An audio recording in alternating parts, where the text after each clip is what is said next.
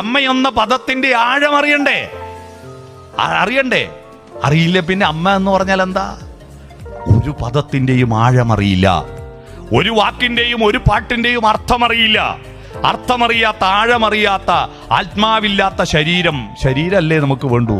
മനുഷ്യന്റെ വികാസം എന്ന് പറഞ്ഞാൽ എന്താ? ശരീരത്തിന്റെ വികാസം നല്ല ഭക്ഷണം, ശരീരത്തിന്റെ വികാസം നല്ല വസ്ത്രം, ശരീരത്തിന്റെ വികാസം നല്ല ബെഡ്, നല്ല റൂം, നല്ല വീട്, നല്ല ടോയ്ലറ്റ്. ഓ അടിപൊളിയാണ്. എത്രയാ ടോയ്ലറ്റ് ഞങ്ങളെ നാട്ടിലൊക്കെ. ഞാനൊരു ജനപ്രതിനിധി ആയതുകൊണ്ട് ഗൃഹപ്രവേശത്തിന് വീട്ടുകൂടലിന് പോയാലില്ലേ, വീട് കാണിക്കാൻ അകത്ത് കൂട്ടിക്കൊണ്ടുപോയാൽ റിസപ്ഷൻ ഹാൾ കണ്ടാൽ പോരാ, ഡൈനിങ് ഹാൾ കണ്ടാൽ പോരാ, ബെഡ്റൂം കണ്ടാൽ പോരാ, ടോയ്ലറ്റും കാണണം.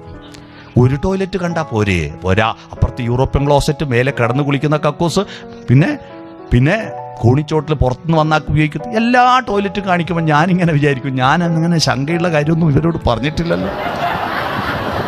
എന്തിനാ എല്ലാ ടോയ്ലറ്റും എന്നെ കാണിക്കുന്നത്? അതാണ് വീടിന്റെ മഹത്വം. എൻ്റെ വീട്ടിൽ ഇത്ര പുസ്തകമുണ്ട് എന്ന് കാട്ടിക്കൊടുക്കുന്ന ഗൃഹനാഥനെ കാണാനില്ല. അതാണ് നമ്മുടെ പ്രശ്നം. വീട്, ശരീരം അതിൻ്റെ വളർച്ചയാണ്.